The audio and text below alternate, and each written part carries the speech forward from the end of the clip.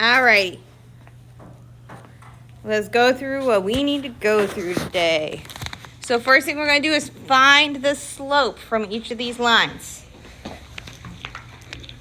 So for line number 1, what's our slope? 2. To find it on something like this, we come in and find a couple of points at a really good place. So this one's at a really good place. This one's at a really good place. It went up, way too chunky. Up 1, 2, over 1. So a rise of 2, right 1, slope is 2. It's the easy way on a graph. So for number 2, same kind of dealio. What's our slope for number 2? 3. Careful. -3. We went down 3 and right 1. So we have a slope of -3.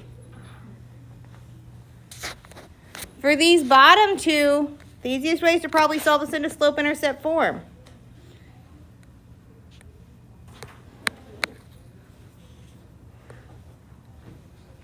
So what are we going to do on this one to get it into slope-intercept form? Subtract 3x and just divide -2 by both sides. Yeah. So we're going to subtract 3x for both sides first to get -3x plus 4. And then we're going to divide absolutely everybody by -2. It's going to give me that y equals 3 over 2x minus 2. So what's our slope? 3 over 2. And it'll be the same thing over here. We should wind up with a slope of -3. Yeah, -2. Okay, never mind. Let's do it. I gave you too many wrong answers. So in this one, we're going to add the 6x. Add 6x gives us -3y. 6x minus 12, divide by -3. To everybody. And we get y equals -2x plus 4. So our slope here is -2. We're going to be dealing with slopes a lot today. We're going to deal with slopes a bit in the next couple of days, but a lot today. So any questions on the warm-up? Okay. So here's our words for today. We're going to be dealing with systems of equations.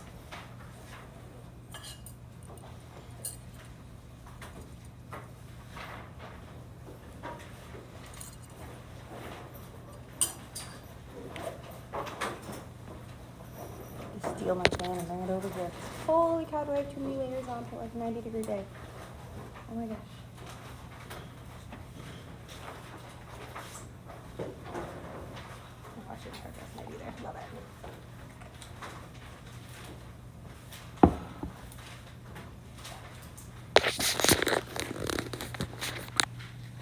So we're talking about systems of equations.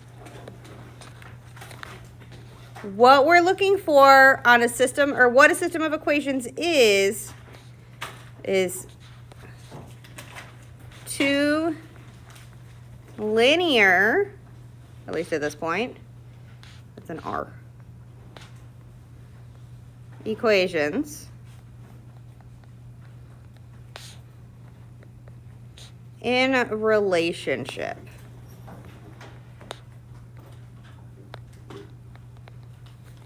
Now, doesn't mean they're dating. All it means is we're looking at how they're reacting to each other. How are they relating to each other? How are they interacting? And what we really want is the solution. And the solution is where the two lines cross.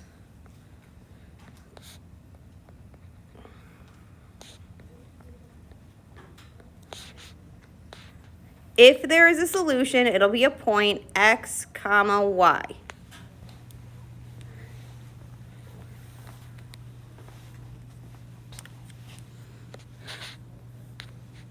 And that's when we have, you know, two lines.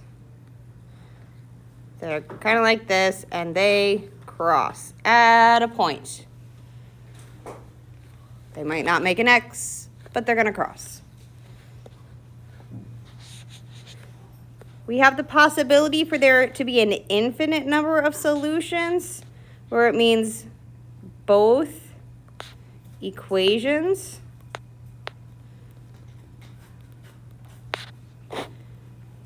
simplify to the same. Like they would have the same slope-intercept form. And what that means is when we graph two lines, one of my lines looks like this.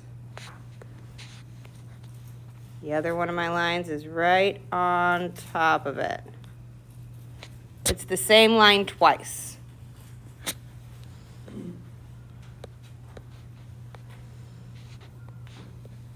And our last option is that we have no solution, which means they never cross.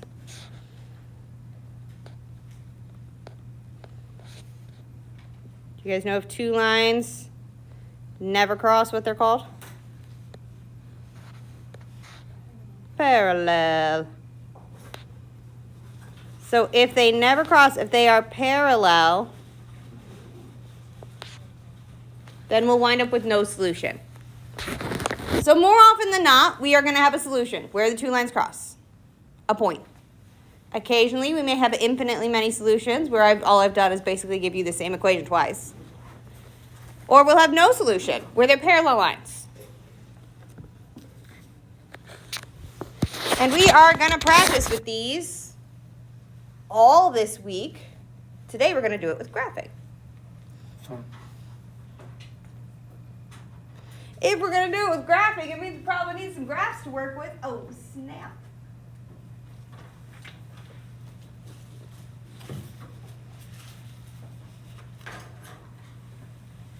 So I got some graphs. I labeled them, I unnumbered them this time so that you guys can put them in whatever type orientation you want. We don't have to worry about anything right side up or upside down.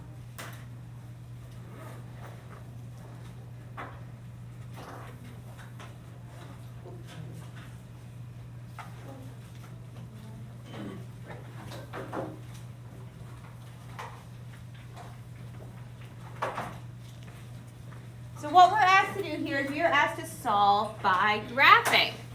What that means is we're going to take these two lines that we're given right here and graph them. And see if they cross, where they cross, all that jazz. Which means we need to be good at our graphing. Did I not give you enough over there? You need another one? We don't want to see faces. Oh.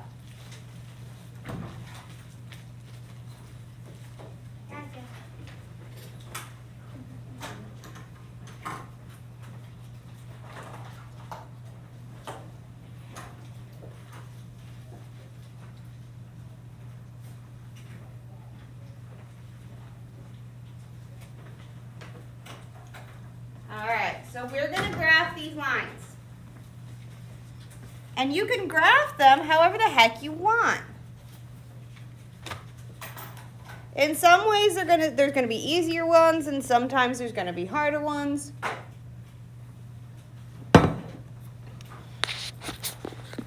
I'm going to do one of each on this case. So to graph this first line, 5x minus y equals 3. I'm going to graph this with x and y intercepts. Ew, never mind, no I'm not. I'm going to switch this around into slope-intercept form. Just because I solved that in my head real quick.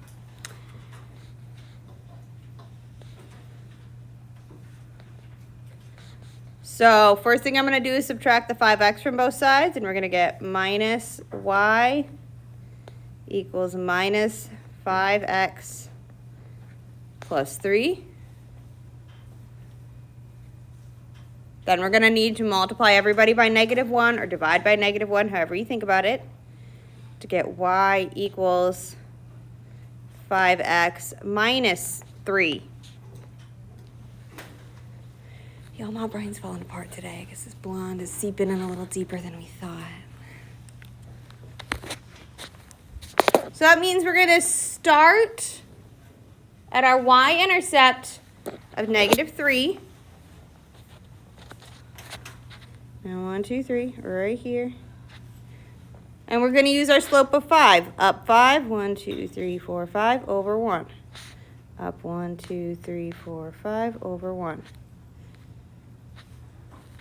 And you're going to use a ruler, especially when we are solving by graphing. You have to use a ruler. It is not optional. We are looking for where these two lines are crossing, which means we need to be accurate about where the heck the line is. It's not optional. If it comes up on like a quiz or a test and we're solving by graphing and you don't use a ruler, you will get points taken off. You have to use a ruler or your solutions will not be accurate.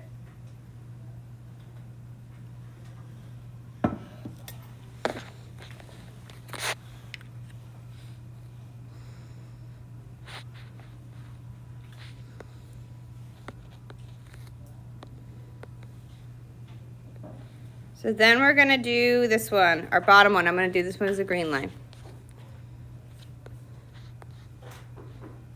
And what we're going to do is we're going to solve it around, or we're going to do this one in xy intercepts.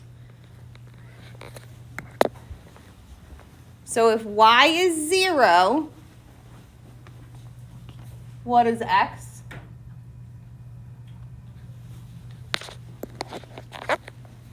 If y is 0, we have minus x equals 5. So what's my x-intercept? -5. So we have point 1, 2, 3, 4, 5, way back here.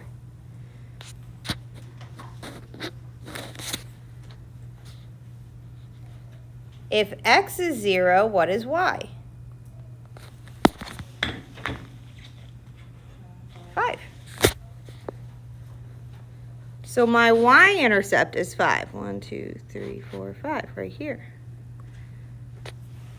So I don't care how you graph it, just that you graph it.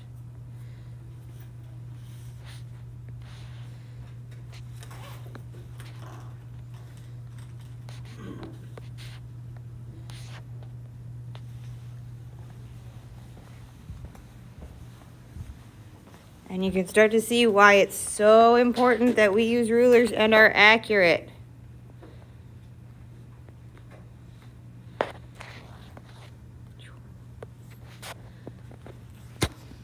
Because where is our solution?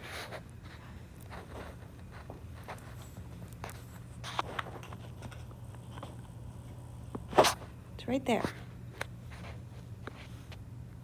This point right here where the two lines cross.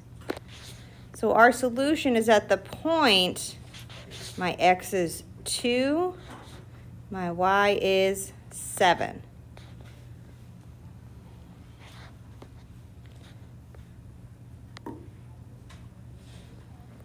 This is my solution. If you don't tell me what your solution is, all you've done is make a pretty picture. My solution is at 2, 7.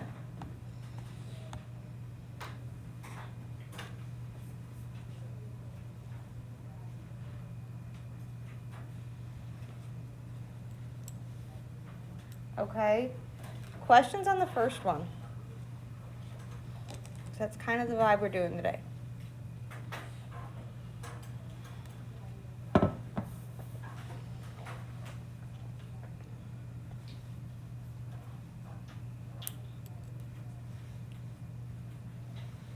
Okay, let's do another one. I've got y equals minus 3x minus 4 and 8x minus 4y equals minus 24. The first one's in slope-intercept form. We love that.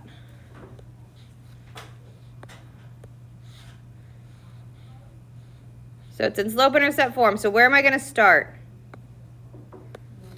-4. 1, 2, 3, 4. Down here. And how do we move?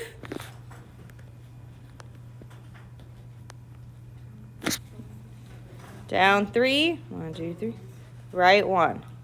Down 1, 2, 3, right 1. It's also really close to the bottom, so I can also go up 3, 1, 2, 3, and left 1. As long as I change one direction, doesn't matter which direction it is I'm changing, I should still wind up with a downhill slope like that. So our line is going to look something like this. The more points you do, the easier it is to get a straight line. Technically, all that's required is 2, but the more points you have, the easier it is.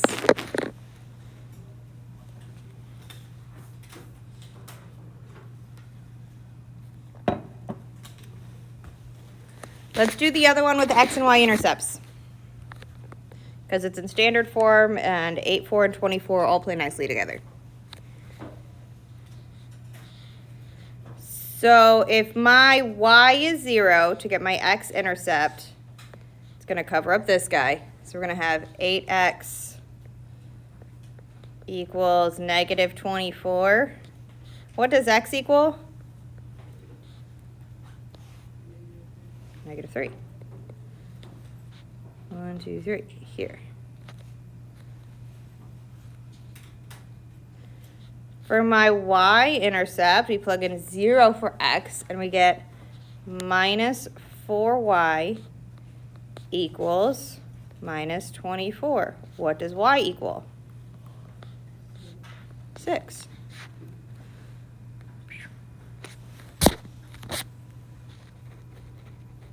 And we can plot our line.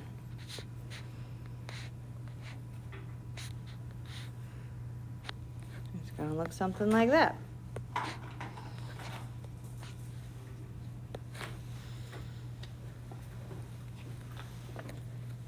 And again, we can see how important it is for us to plot our points carefully. Because where is our solution?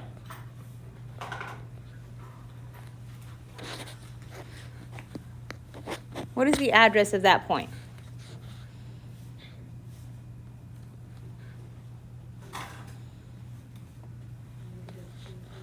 Negative 2, comma 2. And I don't care if we say sol or solution, whatevs.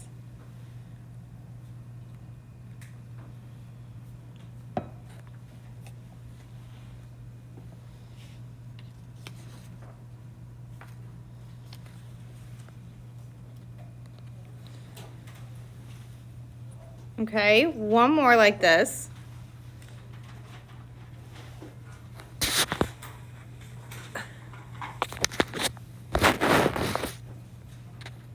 All right, I've got 8x minus 10y equals 40.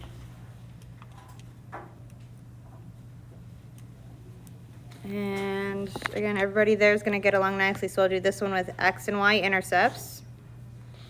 As long as 8, 10, and 40 all are going to kind of not give me decimals or fractions, I'm going to use x, y intercepts instead of playing it around. You can always solve it into slope-intercept form. That's totally fine. To get my x-intercept, we're going to do 8x equals 40, which means my x-intercept is what? 5. 4, 5.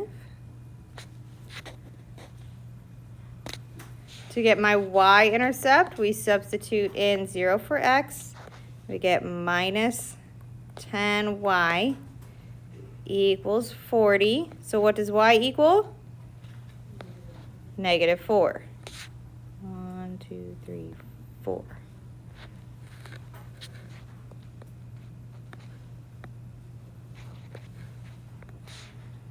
And we get a line that looks something like that.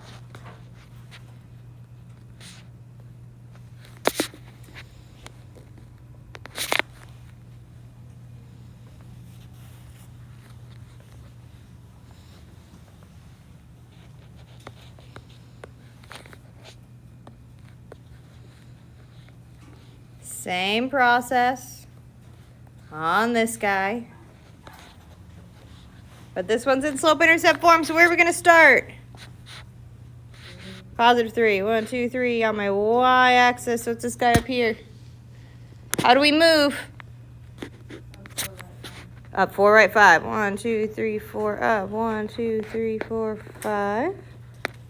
And also go the other way. Go down 1, 2, 3, 4, left. 1, 2, 3, 4, 5. As long as I change both, it still goes to a positive.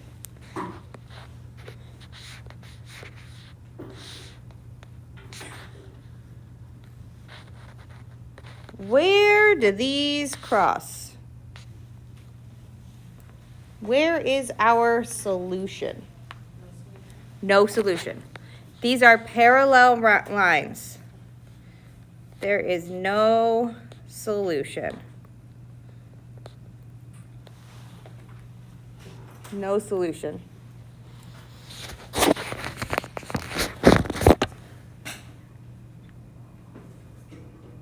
Okay? If we were to wind up with something that had infinitely many solutions, we would wind up with a line that, like, say for this green one, and infinitely many solutions would give me another line directly on top of it. So they'd be stacked. That's an infinitely many. If they are parallel, they are no solution. So I want you guys to practice this, and I want you to practice this bunches and bunches and bunches and bunches and bunches. So I'm going to give you the next solid 15 minutes. How much? 2, 4. It has 6 systems on the front. We're figuring out where they cross. And then there's one story problem on the back where you have to write your equations and then still see where they cross. Okay, it's all about where they cross, looking for that point of intersection. We're going to be finding points of intersection all week in different ways. Okay? So, I'm going to give you guys the rest of the time to work on it. Work on getting stuff finished up, turned in, ask questions, all that jazz. But this is 2-4, which means we only have 3 more assignments after this one between now and the end of the chapter. There's only 7 assignments this chapter.